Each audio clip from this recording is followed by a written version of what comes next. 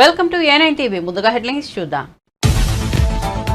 వినుకొండలో హత్యకు గురైన రషీద్ కుటుంబాన్ని పరామర్శించిన జగన్. వినుకొండలో రషీద్ అనే యువకుడు దారుణ హత్య వెనుక ఎవరున్నా వదిలేది లేదని స్పష్టీకరణ. ఏపీలో అటవిక పాలన కొనసాగుతోందని ఆగ్రహం.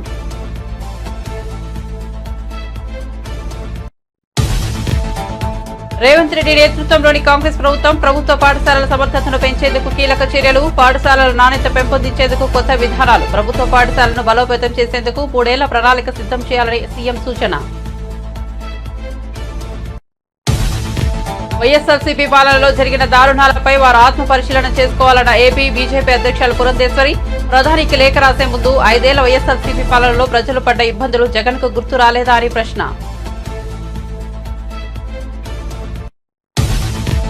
చిరంజీవిపై సంచలన వ్యాఖ్యలు చేసిన జగ్గారెడ్డి. రైతుల సమస్యలను చిరంజీవి పట్టించుకోవడం లేదన్న జగ్గారెడ్డి. మోదీ పవన్ కు మాత్రమే మద్దతిస్తున్నారని విమర్శ. రాహుల్ కు ఎందుకు సపోర్ట్ చేయడం లేదని ప్రశ్న.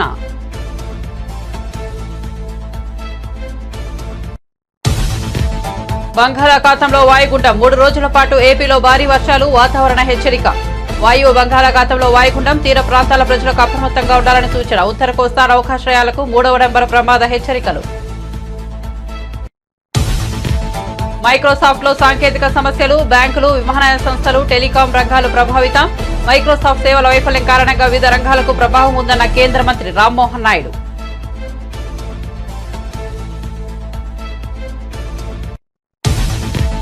విజయవాడలో శాకంబరి ఉత్సవాలు ప్రారంభం. 21 టన్నుల కూరగాయలతో దుర్గమ్మ అలంకరణ. దుర్గాదేవిని దర్శించుకునేందుకు భక్తుల భారీ రాక.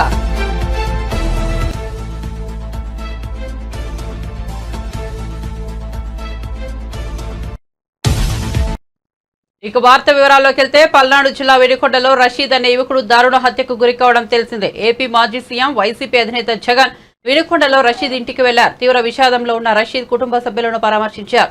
హత్య ఘటన జరిగిన తీరును అడిగి తెలుసుకున్నారు. రషీద్ కుటుంబానికి ప్రగాఢ సానుభూతి తెలిపారు. హత్య చేసేటంత ఫ్యాక్షన్ కక్షలు కూడా లేవని, మరి ఈ ఘటన ఎలా జరిగిందని రషీద్ కుటుంబ సభ్యులను ఆరా తీశారు.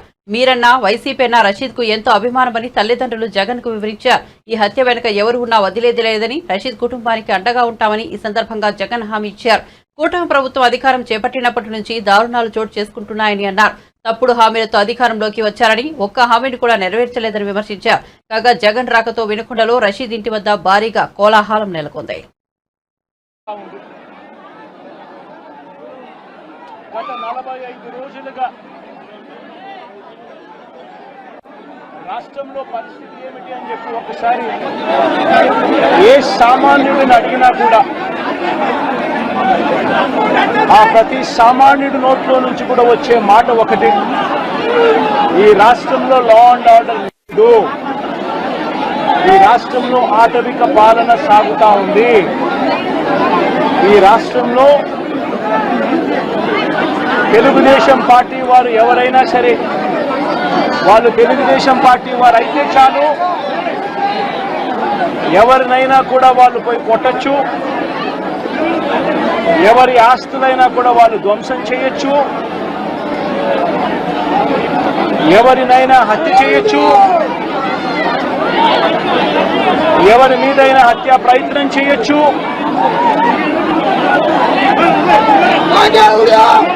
వాళ్ళు ఏమి చేసినా కూడా పోలీసులు ప్రేక్షక పాత్ర మాత్రమే పోషిస్తారు. పోలీసులు ఇంకా అటువైపు నుంచి ఎవరైనా కేసు పెడితే దొంగ కేసులు వాళ్ళే తప్పు చేశారనంటూ పోలీసులు కూడా బనాయిస్తారు అనే ఒక నీచ సంస్కృతి ఈరోజు రాష్ట్రంలో రాజ్యం వెళ్తా ఉంది. నిజంగా నేను చంద్రబాబు నాయుడు గారిని ఒకటి అడుగుతా ఉన్నా, ఈ 45 రోజుల పాలనలో ఏకంగా 31 రాజకీయ హత్యలు జరిగాయి. 31 కూడా కాదు, ఇక్కడికి రాకముందు మా వాళ్ళు నాకు చెప్పిన సంఖ్య 36. 45 రోజుల్లో దాదాపుగా 36 రాజకీయ హత్యలు, 300కు పైగా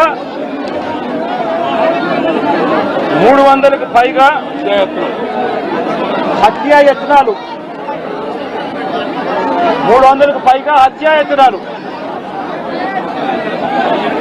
తెలుగుదేశం పార్టీ వాళ్ళ వేధింపులు భరించలేక 35 మంది ఆత్మహత్యలు చేసుకున్న పరిస్థితి రాష్ట్రంలో ఉన్నాయి. 560 చోట్ల ప్రైవేట్ ఆస్తులను ధ్వంసం చేశారు. ఇంట్లో చొరబడుతున్నారు, ఆస్తులను ధ్వంసం చేస్తా ఉన్నారు, షాపులను కాల్చేస్తా ఉన్నారు. వైఎస్ఆర్సీపీ సానుభూతి పరుల చీనీ చెట్లను నరికేస్తా ఉన్నారు. ఇటువంటి ప్రైవేట్ ఆస్తులు 560 చోట్ల ప్రైవేట్ ఆస్తులను ధ్వంసం చేశారు. 400 చోట్ల 400 ప్రభుత్వ పాఠశాలల తీరుతెన్నులు మారాలని, విద్యా వ్యవస్థ సమూలంగా మారాలని తల్లిదండ్రులు ఎంతో కాలంగా కోరుకుంటున్నారు. ఆ దిశగా రేవంత్ రెడ్డి నేతృత్వంలోని కాంగ్రెస్ ప్రభుత్వం కీలక చర్యలు చేపట్టింది. విద్యా వ్యవస్థను పటిష్టం చేసే దిశగా ముఖ్యంగా ప్రభుత్వ బడుల్లో బోధన విషయంలో సరికొత్త విధానంతో ముందుకు వెళ్లాలని అధికారులను ముఖ్యమంత్రి రేవంత్ రెడ్డి ఆదేశించారు. వచ్చే 3 ఏళ్లలో ప్రభుత్వ పాఠశాలలను బలోపేతం చేసేందుకు అవసరమైన ప్రణాళికలను సిద్ధం చేయాలని విద్యాశాఖ ముఖ్య కార్యదర్శి బుర్రా వెంకటేశం ఇతర ఉన్నతాధికారులకు ముఖ్యమంత్రి సూచించారు. ఈ సందర్భంగా బుర్రా వెంకటేశం చేసిన పలు ప్రతిపాదనలను CM Revanth Reddy, deputy CM బట్టి విక్రమార్క ఆసక్తిగా విన్నారు. తాజాగా జరిగిన సార్వత్రిక ఎన్నికల్లో ఎన్డీఏ కూటమి ఘన విజయం సాధించిన నేపథ్యంలో రాష్ట్ర ఐటీ శాఖ మంత్రి నారా లోకేష్ ని బీజేపీ మైనార్టీ మోర్చా మాజీ రాష్ట్ర అధ్యక్షులు A9 TV founder chairman Sheikh Khalifatullah Basha తాడేపల్లిలోని మంత్రి నారా లోకేష్ ఛాంబర్లో కలిసి శుభాకాంక్షలు తెలియజేశారు.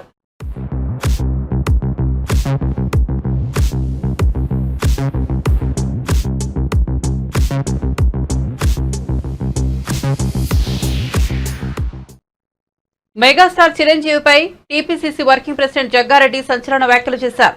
రైతులకు జరుగుతున్న నష్టాలపై సినిమాలు తీసిన చిరంజీవి ఢిల్లీలో ధర్నాలు చేసిన రైతులకు ఎందుకు మద్దతు ఇవ్వలేదని ప్రశ్నించారు. సినిమాలతో కోట్లు సంపాదిస్తున్న మీరు రైతు సమస్యలను ఎందుకు పట్టించుకోవడం లేదని అడిగారు. రైతుల పేరుతో తీసిన సినిమాలతో డబ్బులు సంపాదిస్తూ ప్రధాని మోదీకి మద్దతిస్తున్నారని విమర్శించారు. మోదీకి పవన్ కు మాత్రమే ఎందుకు మద్దతిస్తున్నారని, రైతులకు మద్దతుగా నిలిచిన రాహుల్ గాంధీకి ఎందుకు సపోర్ట్ చేయడం లేదని ప్రశ్నించారు. కాంగ్రెస్ పార్టీలోనే ఉంటే చిరంజీవి సక్రమ మార్గంలో ఉండేవారని, ఇప్పుడు పక్కదారి పట్టారని అన్నారు. చిరంజీవి గారు ఒక సినిమా తీసాడు. ఆ సినిమా మొత్తం రైతుల మీదనే ఉంది. చిరంజీవి గారి సినిమా, చిరంజీవి గారు తీసిన సినిమా రైతుల మీద ఉంది. రైతుల మీద ఉంది. అందులో వ్యవసాయానికి నష్టంతో రైతులు ఆత్మహత్యలు చేసుకున్నట్టు ఒక చరిత్ర, వాస్తవం చరిత్ర సినిమా తీసిండు. అందులో రైతులు చచ్చిపోవడము, ఊరేసుకొని ఆత్మహత్య చేసుకోవడం, అందులో చిరంజీవి గారు హీరో ఉండడము, ఈయన హీరో ఆ రైతుల కోసం కష్టపడ్డట్టు ఈ చరిత్ర మొత్తం తీసిండు. అది బహుశా ఆ సినిమా హిట్ అయింది. ఆ హిట్ లో కోట్ల రూపాయలు చిరంజీవి గారికి వచ్చినాయి, ఆ డైరెక్టర్కి వచ్చినాయి.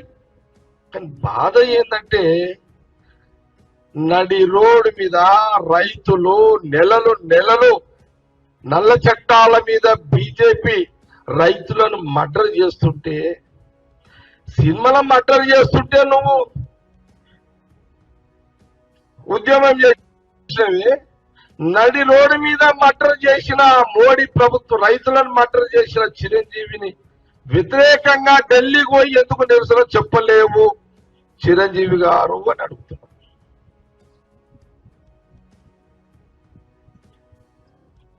సినిమానేమో హిట్, రైతులేమో ఫట్. కోట్ల రూపాయలు నీ జేబులోకి వచ్చినాయి, నీ డైరెక్టర్కి వచ్చినాయి. రైతుని నీ డైరెక్టర్కి వచ్చినాయి. రైతు కడుపు నింపిందా నీ సినిమా? కానీ మరి నువ్వెందుకు మీ తమ్ముడు పవన్ కళ్యాణ్కి బీజేపీకి సపోర్ట్ ఇస్తున్నా? పవన్ కళ్యాణ్కి నువ్వెందుకు, మీ తమ్ముడే కదా పవన్ కళ్యాణ్ గారు, నువ్వు సినిమాలో హిట్ అయినావు, కోట్ల రూపాయలు నీకు వచ్చినాయి. మరి రాహుల్ గాంధీ గారు ఏమో ఆ రైతుల దగ్గరికి పోతాం పోయిండు. మరి మీ తమ్ముడేమో బీజేపీతో వస్తానా? Background under ground Chandrababu Naidu గారికి దోస్తానా? మరి మీరు ఎందుకు?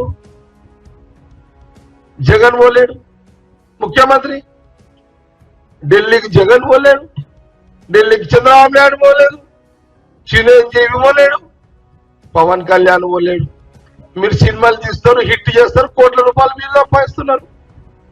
మీరా కాంగ్రెస్ పార్టీని శంకించేది? మీరా రాహుల్ గాంధీ గారి నాయకత్వం మీద మాట్లాడేదని కాంగ్రెస్ పార్టీ గాంధీ భవన్ నుంచి ప్రశ్నిస్తున్నారు. మైక్రోసాఫ్ట్ కు సంబంధించిన 365 యాప్స్ సేవల్లో శుక్రవారం సాంకేతిక సమస్యలు తలెత్తాయి. దీంతో బ్యాంకులు, విమానయాన సంస్థలు, టెలికాం, మీడియా సహా అనేక రంగాలపై దాని ప్రభావం పడింది. ఆ క్రమంలో లండన్ స్టాక్ ఎక్స్చేంజ్ లో సేవలు నిలిచిపోయాయి. ఈ సేవలు నిలిచిపోవడంతో కేంద్ర పౌర విమానయాన శాఖ మంత్రి రామ్మోహన్ నాయుడు స్పందించారు. మైక్రోసాఫ్ట్ సాంకేతిక సమస్య కారణంగా పౌర విమానయాన శాఖకు ఇబ్బందులు రాకుండా చర్యలు చేపట్టామని తెలిపారు.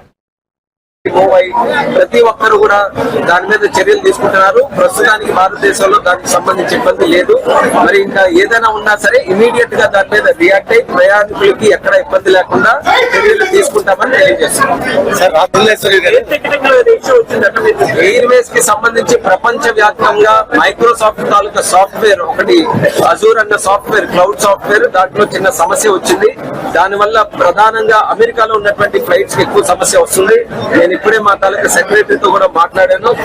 మన భారతదేశంలో ఆ సమస్య ఎక్కడ కూడా ఇబ్బంది లేకుండా ఫ్లైట్లన్నీ కూడా ప్రశాంతంగా తిరగడానికి టెక్నికల్ సాఫ్ట్వేర్ సిస్టమ్ నుంచి మాన్యువల్ సిస్టమ్ కి మూవ్ అయ్యి ప్రతి ఒక్కరు కూడా దాని మీద చర్యలు తీసుకుంటున్నారు. ప్రస్తుతానికి భారతదేశంలో దానికి సంబంధించి ఇబ్బంది లేదు. మరి ఇంకా ఏదైనా ఉన్నా సరే ఇమీడియట్ గా దాని మీద రియాక్ట్ అయి ప్రయాణికులకి ఎక్కడ ఇబ్బంది లేకుండా చర్యలు తీసుకుంటామని తెలియజేస్తున్నాం. ఎయిర్వేస్ కి సంబంధించి ప్రపంచ వ్యాప్తంగా మైక్రోసాఫ్ట్ తాలూకా సాఫ్ట్వేర్ ఒకటి అజూర్ అన్న సాఫ్ట్వేర్, క్లౌడ్ సాఫ్ట్వేర్, దాంట్లో చిన్న సమస్య వచ్చింది. దానివల్ల ప్రధానంగా అమెరికాలో ఉన్నటువంటి ఫ్లైట్స్ కి ఎక్కువ సమస్య వస్తుంది. నేను ఇప్పుడే మా తాలూకా సెక్రటరీతో కూడా మాట్లాడాను. మన భారతదేశంలో ఆ సమస్య ఎక్కడ కూడా ఇబ్బంది లేకుండా ఫ్లైట్లన్నీ కూడా ప్రశాంతంగా తిరగడానికి టెక్నికల్ సాఫ్ట్వేర్ సిస్టమ్ నుంచి మాన్యువల్ సిస్టమ్ కి మూవ్ అయ్యి ప్రతి ఒక్కరు కూడా దాని మీద చర్యలు తీసుకుంటున్నారు. ప్రస్తుతానికి భారతదేశంలో దానికి సంబంధించి ఇబ్బంది లేదు. మరి ఇంకా ఏదైనా ఉన్నా సరే ఇమీడియట్ గా దాని మీద రియాక్ట్ అయి ప్రయాణికులకి ఎక్కడ ఇబ్బంది లేకుండా చర్యలు తీసుకుంటామని తెలియజేస్తున్నాం. ఎయిర్వేస్ కి సంబంధించి ప్రపంచ వ్యాప్తంగా మైక్రోసాఫ్ట్ తాలూకా సాఫ్ట్వేర్ ఒకటి అజూర్ అన్న సాఫ్ట్వేర్, క్లౌడ్ సాఫ్ట్వేర్, దాంట్లో చిన్న సమస్య వచ్చింది. దానివల్ల ప్రధానంగా అమెరికాలో ఉన్నటువంటి ఫ్లైట్స్ కి ఎక్కువ సమస్య వస్తుంది. నేను ఇప్పుడే మా తాలూకా సెక్రటరీతో కూడా మాట్లాడాను. మన భారతదేశంలో ఆ సమస్య ఎక్కడ కూడా ఇబ్బంది లేకుండా ఫ్లైట్లన్నీ కూడా ప్రశాంతంగా తిరగడానికి టెక్నికల్ సాఫ్ట్వేర్ సిస్టమ్ నుంచి మాన్యువల్ సిస్టమ్ కి మూవ్ అయ్యి ప్రతి ఒక్కరు కూడా దాని మీద చర్యలు తీసుకుంటున్నారు. ప్రస్తుతానికి భారతదేశంలో దానికి సంబంధించి ఇబ్బంది లేదు. మరి ఇంకా ఏదైనా ఉన్నా సరే ఇమీడియట్ గా దాని మీద రియాక్ట్ అయి ప్రయాణికులకి ఎక్కడ ఇబ్బంది లేకుండా చర్యలు తీసుకుంటామని తెలియజేస్తున్నాం. ఎయిర్వేస్ కి సంబంధించి ప్రపంచ వ్యాప్తంగా మైక్రోసాఫ్ట్ తాలూకా సాఫ్ట్వేర్ ఒకటి అజూర్ అన్న సాఫ్ట్వేర్, క్లౌడ్ సాఫ్ట్వేర్, దాంట్లో చిన్న సమస్య వచ్చింది. దానివల్ల ప్రధానంగా అమెరికాలో ఉన్నటువంటి ఫ్లైట్స్ కి ఎక్కువ సమస్య వస్తుంది. నేను ఇప్పుడే మా తాలూకా సెక్రటరీతో కూడా మాట్లాడాను. మన భారతదేశంలో ఆ సమస్య ఎక్కడ కూడా ఇబ్బంది లేకుండా ఫ్లైట్లన్నీ కూడా ప్రశాంతంగా తిరగడానికి టెక్నికల్ సాఫ్ట్వేర్ సిస్టమ్ నుంచి మాన్యువల్ సిస్టమ్ కి మూవ్ అయ్యి ప్రతి ఒక్కరు కూడా దాని మీద చర్యలు తీసుకుంటున్నారు. ప్రస్తుతానికి భారతదేశంలో దానికి సంబంధించి ఇబ్బంది లేదు. మరి ఇంకా ఏదైనా ఉన్నా సరే ఇమీడియట్ గా దాని మీద రియాక్ట్ అయి ప్రయాణికులకి ఎక్కడ ఇబ్బంది లేకుండా చర్యలు తీసుకుంటామని తెలియజేస్తున్నాం. ఎయిర్వేస్ కి సంబంధించి ప్రపంచ వ్యాప్తంగా మైక్రోసాఫ్ట్ తాలూకా సాఫ్ట్వేర్ ఒకటి అజూర్ అన్న సాఫ్ట్వేర్, క్లౌడ్ సాఫ్ట్వేర్, దాంట్లో చిన్న సమస్య వచ్చింది. దానివల్ల ప్రధానంగా అమెరికాలో ఉన్నటువంటి ఫ్లైట్స్ కి ఎక్కువ సమస్య వస్తుంది. నేను ఇప్పుడే మా తాలూకా సెక్రటరీతో కూడా మాట్లాడాను. మన భారతదేశంలో ఆ సమస్య ఎక్కడ కూడా ఇబ్బంది లేకుండా ఫ్లైట్లన్నీ కూడా ప్రశాంతంగా తిరగడానికి టెక్నికల్ సాఫ్ట్వేర్ సిస్టమ్ నుంచి మాన్యువల్ సిస్టమ్ కి మూవ్ అయ్యి ప్రతి ఒక్కరు కూడా దాని మీద చర్యలు తీసుకుంటున్నారు. ప్రస్తుతానికి భారతదేశంలో దానికి సంబంధించి ఇబ్బంది లేదు. మరి ఇంకా ఏదైనా ఉన్నా సరే ఇమీడియట్ గా దాని మీద రియాక్ట్ అయి ప్రయాణికులకి ఎక్కడ ఇబ్బంది లేకుండా చర్యలు తీసుకుంటామని తెలియజేస్తున్నాం. ఎయిర్వేస్ కి సంబంధించి ప్రపంచ వ్యాప్తంగా వైఎస్ఆర్సీపీ పాలనలో సాగించిన అరాచకాలపై ఆత్మ పరిశీలన చేసుకోవాలని ఏపీ బీజేపీ అధ్యక్షులు రాజమహేంద్రవరం ఎంపీ పురంధేశ్వరి హితవు పలికారు. ప్రధానికి లేఖ రాసే ముందు 5 ఏళ్ల వైఎస్ఆర్సీపీ పాలనలో ప్రజలు పడ్డ ఇబ్బందులు జగన్కు గుర్తు రాలేదా అని ప్రశ్నించారు. రాష్ట్రానికి కేంద్రం సహకరించలేదన్న మాజీ మంత్రి పేర్ని నాని, పీసీసీ అధ్యక్షులు షర్మిల ఆరోపణలను పురంధేశ్వరి తప్పుపట్టారు. చేసుకోమని చెప్పి నేను చేస్తున్నటువంటి అభ్యర్థన. మరి వారు 5 సంవత్సరాల కాలం అధికారంలో ఉన్నటువంటి సందర్భంలో ఏ రకమైనటువంటి అరాచక పాలనని మనం చూసామో ప్రజలు ఇంకా కూడా మర్చిపోలేదు. చివరికి ఒక 16 సంవత్సరాల బీసీ బిడ్డని తన అక్క మీద ఎవరో దౌర్జన్యంగా మీదకు వస్తున్నారని చెప్పి అడ్డు తగిలితే ఆ బిడ్డని కాళ్ళు చేతులు కట్టి నోట్లో కాగితాలు కుక్కి పెట్రోలు కెరసిన్ పోసి అతన్ని సజీవ దహనం చేశారు. అప్పుడు ఏమాత్రం కూడా స్పందించలేదు. అదేవిధంగా ఉత్తరాంధ్రలో డాక్టర్ సుధాకర్ గారు వారు గళం విప్పారు అని చెప్పి, అంటే కరోనా సమయంలో ఆక్సిజన్ ఇదంతా కొరత ఉన్నది అని చెప్పి కేవలం గళం విప్పి ప్రశ్నించారు అని చెప్పి వారిని ఏ విధంగా ఇబ్బంది పెట్టారో మనందరికీ తెలియనటువంటి విషయం కాదు. చివరికి లోకల్ బాడీ ఎలక్షన్స్లో అభ్యర్థులు వారి నామినేషన్ ఫైల్ చేయడానికి వెళ్ళినటువంటి సందర్భంలో వారి చేతిలో ఉన్నటువంటి నామినేషన్ పత్రాలు వైఎస్ఆర్సీపీ నాయకులు లాగేసి చించేసి మరి కత్తులతో సైతం నెల్లూరులో భారతీయ జనతా పార్టీ ఒక మహిళా కార్యకర్త మీద కత్తితో దాడి చేసి ఆవిడ్ని కూడా గాయపరిచినటువంటి విషయం ప్రజలు ఇంకా కూడా మర్చిపోలేదు. కనుక లేఖ రాయటం కాదు, ఒక్కసారి గుండెల మీద చేయి వేసుకుని రాసినటువంటి వారు ఆత్మ పరిశీలన చేసుకోవాలి. ఇవాళ నేను ప్రజలకి నేను తెలియజేస్తున్నాను, ఇవాళ రాష్ట్రంలో ఏ మాత్రం అభివృద్ధి జరుగుతున్నది అని అన్నా కేంద్ర ప్రభుత్వ సహాయం లేనిదే ఇవాళ జరిగేటువంటి పరిస్థితి రాష్ట్రంలో లేదు. మరి నిన్న మొన్న కూడా మెట్టెక్ మ్యాన్గా పేరుగాంచినటువంటి జితేంద్ర సింగ్ గారు వారు స్వయంగా చెప్పినటువంటి విషయం ఏంటండి, ఇట్లాగ వారు మెట్టెక్ పార్క్ పెట్టాలి అని అంటే జగన్మోహన్ రెడ్డి గారి దగ్గర నుండి నాకు ఎటువంటి సహకారం రానటువంటి సందర్భంలో 2023వ సంవత్సరంలో అసలు నా పేరు తొలగించేశారు. కానీ నితిన్ గడ్కరీ గారు ముందుకు వచ్చి వారు రోడ్లు కానీ ఇతరత్ర మౌలిక వస్తువుల మీద దృష్టి కేంద్రీకరించి వారు సహకారం అందించినటువంటి సందర్భంలోనే మేము మెట్టెక్ పార్క్ని కూడా మేము చేయగలిగామని చెప్పి వారు చెప్పారు. అంటే దీని ద్వారా సుస్పష్టంగా అర్థమయ్యేటువంటి విషయం, రాష్ట్రానికి అన్ని విధాలా కూడా కేంద్ర ప్రభుత్వం భారతీయ జనతా పార్టీ నాయకత్వంలో ఉన్నటువంటి కేంద్ర ప్రభుత్వం తన సహకారాన్ని అందిస్తూ వచ్చింది అనేటువంటి విషయం మనకు సుస్పష్టంగా అర్థమవుతుంది. అదేవిధంగా ఏ కార్యక్రమం తీసుకున్నా కూడా కేంద్ర ప్రభుత్వం యొక్క సింహ భాగస్వామ్యం లేకుండా రాష్ట్రంలో అభివృద్ధి ఇప్పటి వరకు జరిగినటువంటి దాఖలాలు లేవు. కనుక ఈ రకమైనటువంటి పసలేని విమర్శ చేసేటువంటి వారు ఒక్కసారి ఆలోచించాలి. అన్ని విధాలా కూడా రాష్ట్రానికి కేంద్ర ప్రభుత్వం తన సహకారాన్ని అందిస్తూ ఉన్నది. ఏ విషయం మీద వెళ్ళారు, ఏ విషయం మీద వాళ్ళు సహకారం నిరాకరించారు అనేది పేర్ని నాన్నగారు విపులంగా చెప్పాలి కదా. చాలా హేయమైనటువంటి చర్య అండి ఇది. ఒక రకంగా చెప్పాలంటే ఏదైతే ఈ పోర్న్ వీడియోస్ కావచ్చు, లేకపోతే easy access to social media కావచ్చు, దానివలన ఒక రకంగా బిడ్డలు కొంచెం తప్పుగా వారు ప్రభావితం అవుతున్నారు అనేటువంటి విషయం మనకు అర్థమవుతుంది. రాష్ట్ర ప్రభుత్వానికి చేసేటువంటి విజ్ఞప్తి ఇటువంటి అంశాల మీద కూడా దృష్టి పెట్టాలి. ఈ సోషల్ మీడియాని ఎలా మనం ఒక రకంగా దాని మీద ఒక పర్యవేక్షణ పెట్టవచ్చు, మనం ఆలోచించవలసినటువంటి అవసరం ఖచ్చితంగా ఉన్నది అని చెప్పి నేను పరిశీలన చేసుకోమని చెప్పి నేను చేస్తున్నటువంటి అభ్యర్థన. మరి వారు 5 సంవత్సరాలు గ్రూప్ 2, గ్రూప్ 3 పరీక్షలను ప్రభుత్వం ఖచ్చితంగా వాయిదా వేస్తుందని కాంగ్రెస్ సీనియర్ నేత ఎంపీ మల్లు రవి స్పష్టం చేశారు. గ్రూప్స్ అభ్యర్థులతో ఉప ముఖ్యమంత్రి మల్లు భట్టి విక్రమార్క చర్చలు జరిపారని ఆయన తెలిపారు. పరీక్షల వాయిదాపై టీజీపీఎస్సీ చైర్మన్తో ఉప ముఖ్యమంత్రి మాట్లాడారని మల్లు రవి వెల్లడించారు. డిప్యూటీ చీఫ్ మినిస్టర్ దగ్గర మీటింగ్ జరిగింది. ఆ మీటింగ్లో నేను, బలరాం నాయక్ గారు, అనిల్ కుమార్ గారు, మన చరణ్ కుమార్ గారు, అదే రకంగా లోకేష్ గారు వీరితో పాటు పాల్గొని వారు చెప్పిన విషయాలన్నీ విని దాని మీద ఉప ముఖ్యమంత్రి గారు సానుకూలంగా స్పందించి వెంటనే పబ్లిక్ సర్వీస్ కమిషన్ చైర్మన్ గారితో కూడా అందరి ముందు మాట్లాడి వారు చెప్పినట్టుగా గ్రూప్ 2, గ్రూప్ 3 ఎగ్జామినేషన్స్ని పోస్ట్పోన్ చేయడానికి సానుకూలమైన డేట్స్ని నిర్ణయించి ఎవరికి నష్టం జరగకుండా ఆ డేట్స్ని ఆలోచించి రిపోర్ట్ పంపమని చెప్పారు.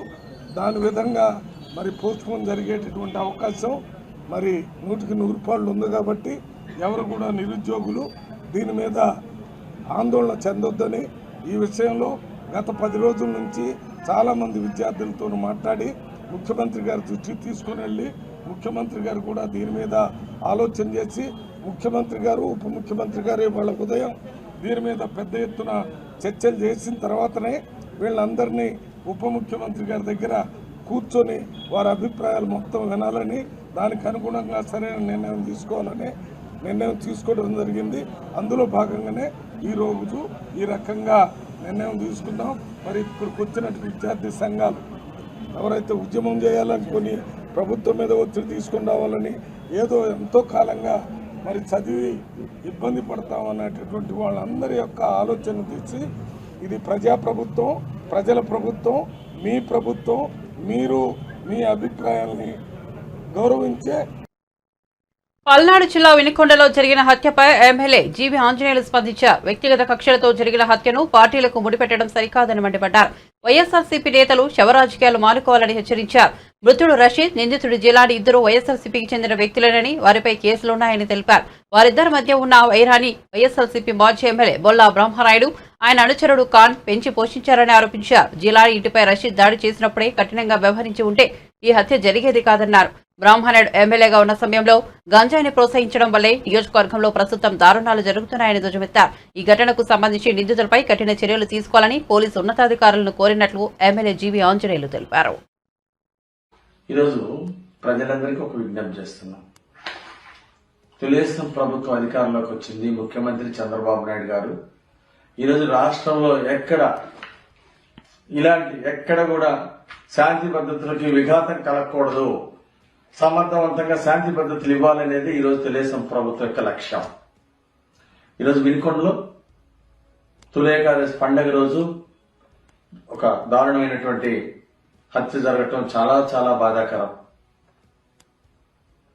దీనికి కారణం ఈరోజు గతంలో హత్య చేసినటువంటి జిలాని, అలాగే చనిపోయినటువంటి వ్యక్తి ఇద్దరు వైఎస్ఆర్ పార్టీలో తిరిగినటువంటి వాళ్ళు,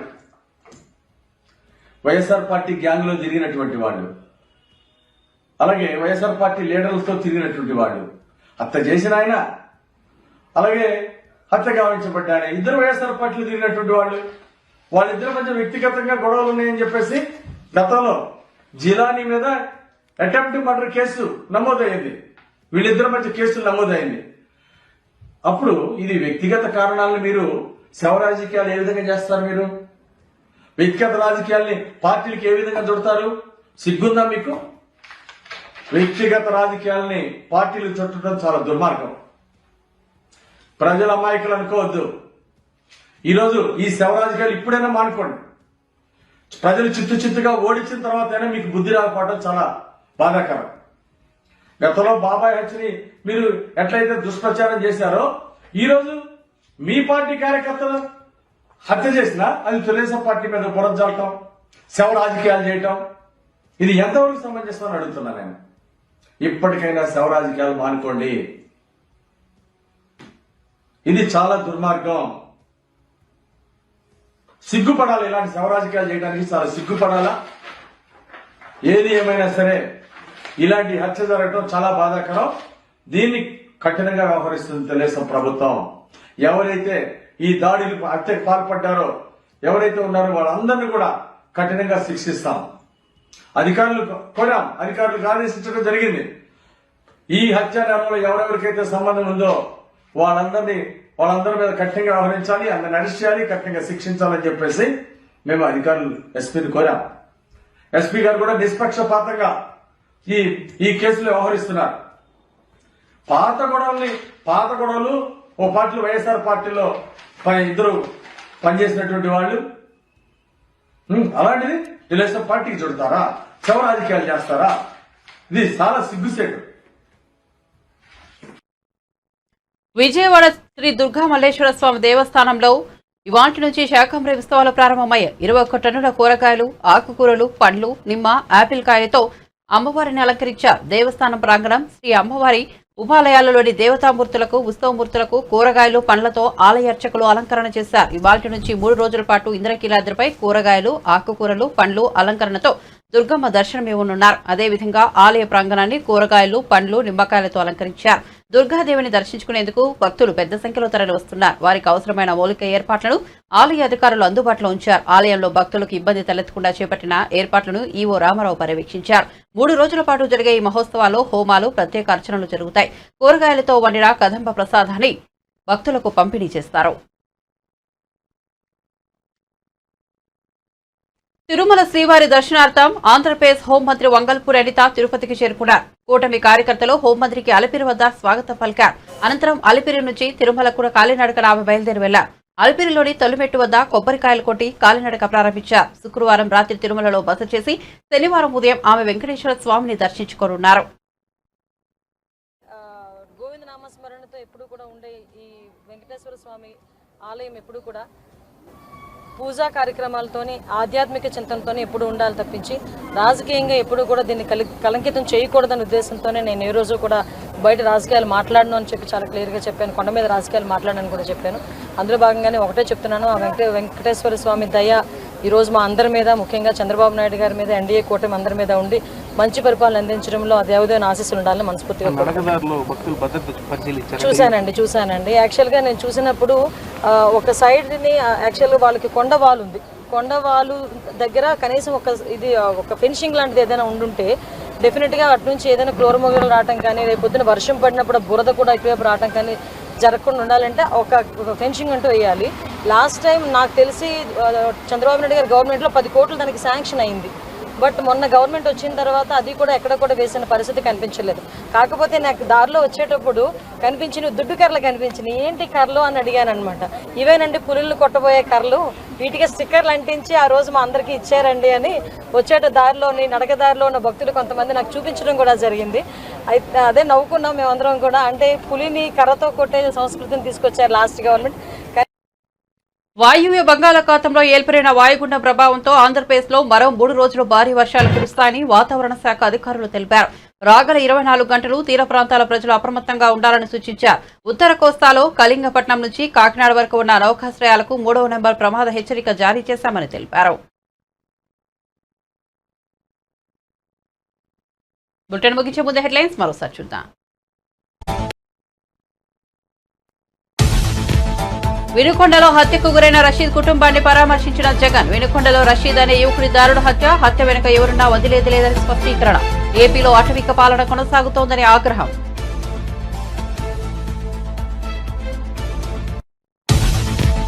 రేవంత్ రెడ్డి నేతృత్వంలోని కాంగ్రెస్ ప్రభుత్వ పాఠశాలల సమర్థతను పెంచేందుకు కీలక చర్యలు. పాఠశాలల నాణ్యత పెంపొందించేందుకు కొత్త విధానాలు. ప్రభుత్వ పాఠశాలను బలోపేతం చేసేందుకు 3 ఏళ్ల ప్రణాళిక సిద్ధం చేయాలని సూచన. వైఎస్ఆర్సీపీ పాలనలో జరిగిన దారుణాలపై వారు ఆత్మపరిశీలన చేసుకోవాలన్న ఏపీ బీజేపీ అధ్యక్షురాలు పురంధేశ్వరి. ప్రధానికి లేఖ రాసే ముందు వైఎస్ఆర్సీపీ 5 ఏళ్ల పాలనలో ప్రజలు పడ్డ ఇబ్బందులు జగన్కు గుర్తు రాలేదా అని ప్రశ్న. చిరంజీవిపై సంచలన వ్యాఖ్యలు చేసిన జగ్గారెడ్డి. రైతుల సమస్యలను చిరంజీవి పట్టించుకోవడం లేదన్న జగ్గారెడ్డి. మోదీ పవన్ కు మాత్రమే మద్దతిస్తున్నారని విమర్శ. రాహుల్ కు ఎందుకు సపోర్ట్ చేయడం లేదని ప్రశ్న.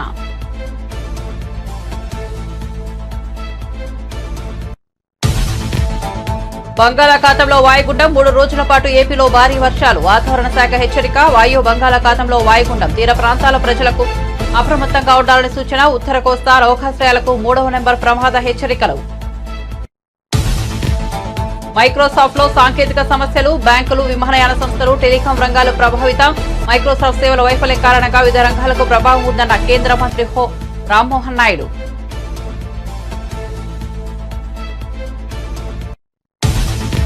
విజయవాడలో శాకంబరి ఉత్సవాలు ప్రారంభం. 21 టన్నుల కూరగాయలతో దుర్గమ్మ అలంకరణ. దుర్గాదేవిని దర్శించుకునేందుకు భక్తుల భారీ రాక.